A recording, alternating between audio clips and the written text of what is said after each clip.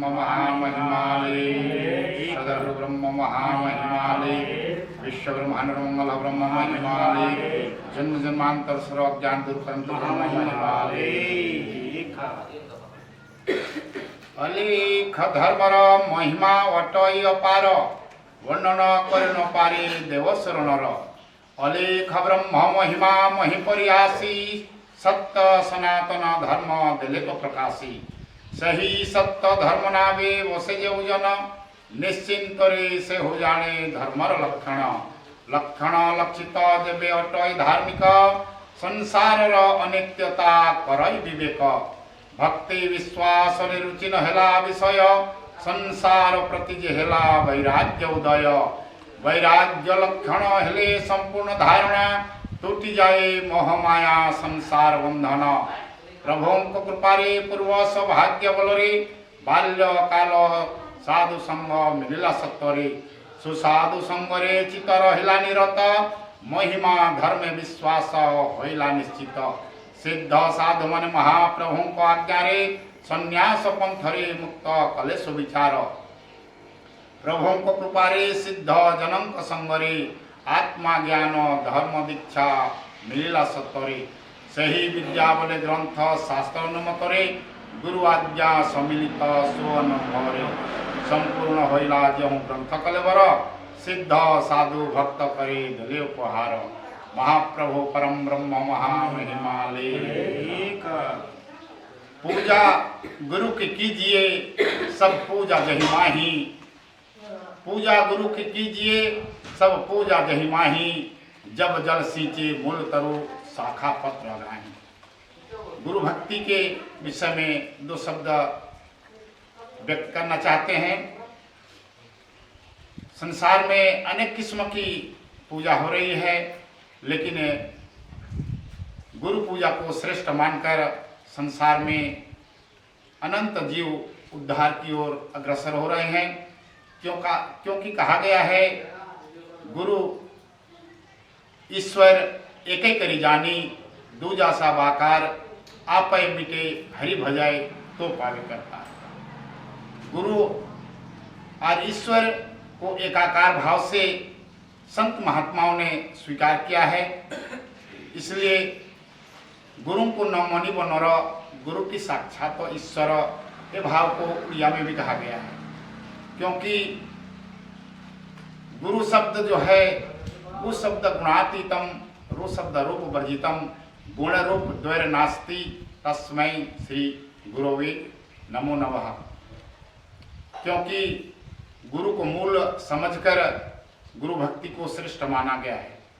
कहते हैं 68 तीरथ भ्रमी भ्रमी आवे सो फल गुरु चरणे पावे। इसलिए गुरु भक्ति को शिरोधार्य समझकर संत महात्माओं ने गुरु को ईश्वर का रूप स्वीकार करके भक्ति करते हुए अभेद भाव से प्रकट किए हैं।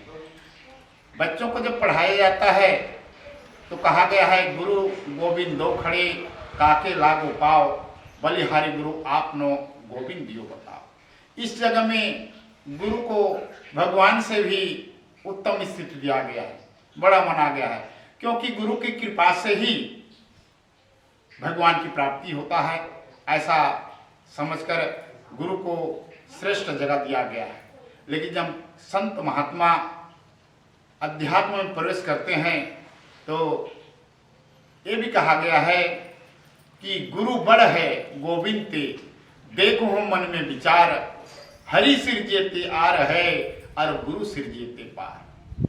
देखिए यहाँ भी गुरु को ही श्रेष्ठ माना गया है और परमात्मा को गुरु के आधार से गुरु की कृपा से मिलता है कहकर गुरु को श्रेष्ठ मान के व्यक्त किया गया कि गुरु बड़ है, गुरु बड़े हैं, श्रेष्ठ हैं क्योंकि गुरु की कृपा से ही ज्ञान की उपलब्धि होती है और व्यक्ति साधना करता है, भक्ति करता है, तत्पश्चात परमात्मा परम शांति परम आनंद की उपलब्धि ही ईश्वर की प्राप्ति है। इसलिए कहा गया है कि गुरु बड़ है गोविंद ते देखो मन में विचार हरि सृजेते आर है और गुरु सृजेते पार।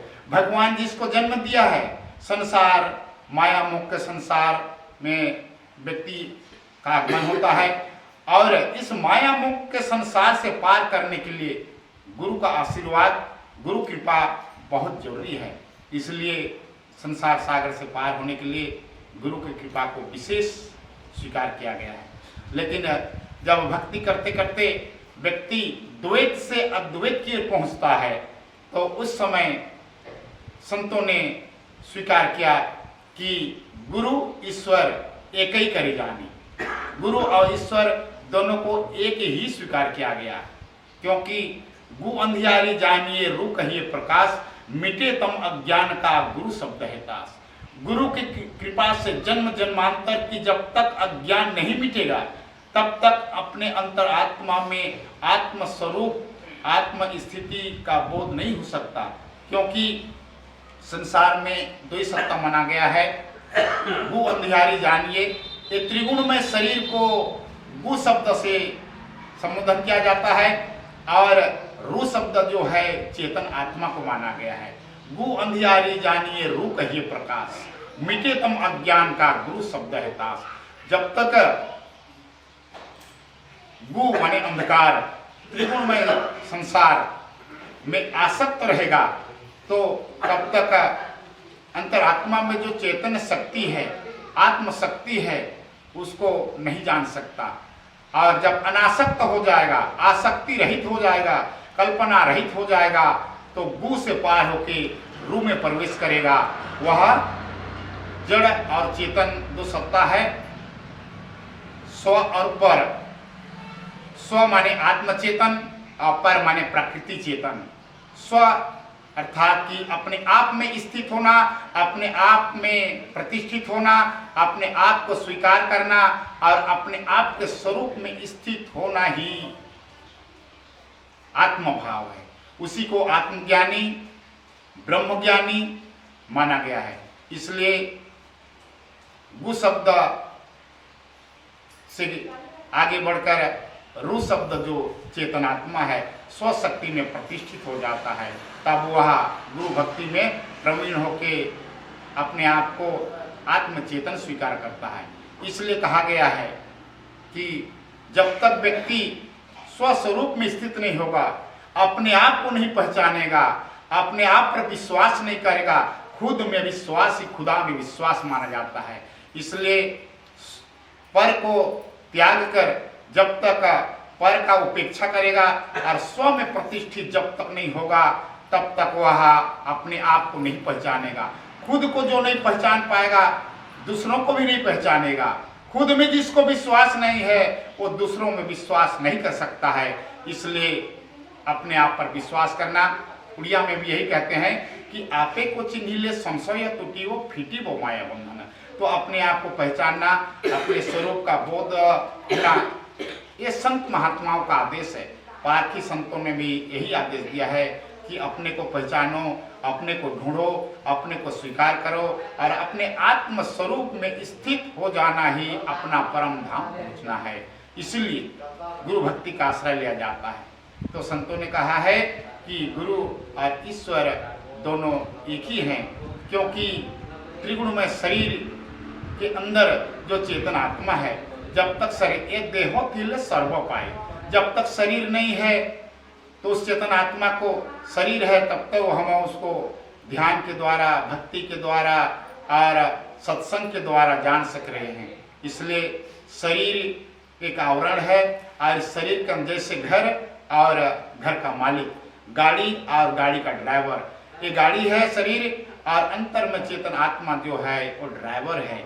और वह नाम रूप से अतीत, पांच विषय से अतीत, शब्द स्पर्श रूप रस गंध से अतीत और नाम रूप से अतीत सत्य स्वरूप जो है वो कभी नाश नहीं होता, अजर अमर अविनाशी। वैसे तो जड़ को भी सत्य माना गया है, चेतन को भी सत्य माना गया है, लेकिन जड़ को जड़ सत्य कहा जाता है और चेतन को परम सत्य स्वीकार किया गया है।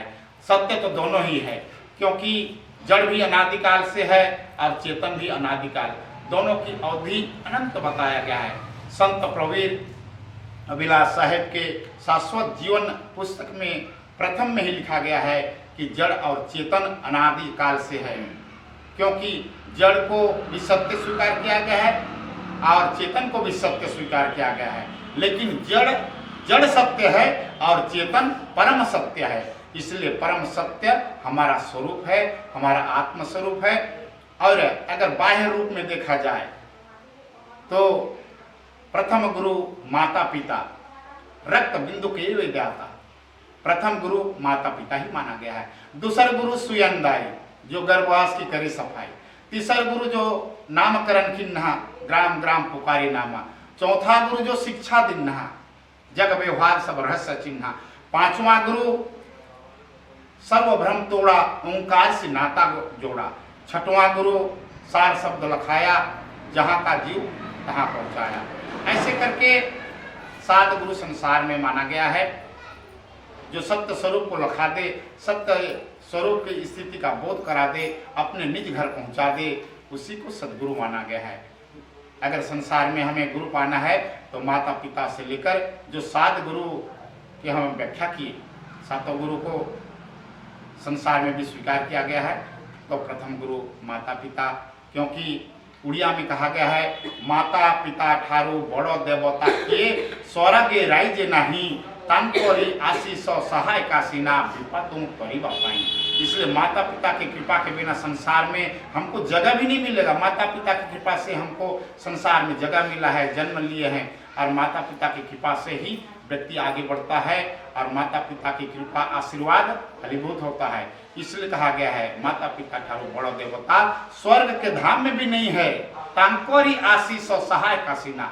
माता पिता का आशीर्वाद ही जीवन में फलीभूत होता है, वही व्यक्ति आगे बढ़ता है जो माता पिता को आदर करके, क्योंकि माता पिता से ही शुरू होता है गुरु भक्ति। और संसार में अंतिम गुरु परमात्मा को माना गया है, और वह परमात्मा सत्य स्वरूप में स्थित होकर हमारे अंतरात्मा में है। क्योंकि बाहर में अगर ढूंढेंगे, बाहर में ढूंढने से, संसार का लौकिक मत में ढूंढने से उस सत्य स्वरूप का बोध नहीं होता है। ढूंढत ढूंढत ढूंढिया जब लग मन की दौड़, और दौड़ थकी क्रिया मिटी वस्तु ठौर की ठौर। ये संत वाक्य है। तो साधु संत महात्मा कि राज्य में पैदा हुए हैं, इसलिए साधु संत महात्मा का इज्जत करना हमारा पहला कर्तव्य है। इसलिए कहा गया है कि घिरी बदरिया पाप की बरस दे अंगार, अगर न होते संत जगत में जल जाता संसार। इसलिए साधु संत महात्मा के चरणों में आत्मा भाव नमन करते हुए अपने वाणी को यह विराम देते हैं और प्रार्थना करते हैं कि संसार के समस्त जीव माता पिता से लेकर संत महात्मा के चरणों में सत्संग करें और उनके वचनों को माने, ताकि हमारा जीवन सार्थक हो और हमारा जीवन में जो उपलब्धि जन्म का जो भावार्थ है, कर्तव्य है, वो पूर्ण हो जाए। इसी वाणी के साथ सर्वे भवन्तु सुखिनः, सर्वे सन्तु निरामया, सर्वे भद्राणि पश्यन्तु, मा कश्चित् दुःखभाग् भवेत्। ॐ पूर्णमदः पूर्णमिदं पूर्णात् पूर्णमुदच्यते पूर्णस्य पूर्णमादाय पूर्णमेवावशिष्यते। ॐ शान्तिः शान्तिः शान्तिः। विश्व ब्रह्मांड मंगल ब्रह्म महामहिमा।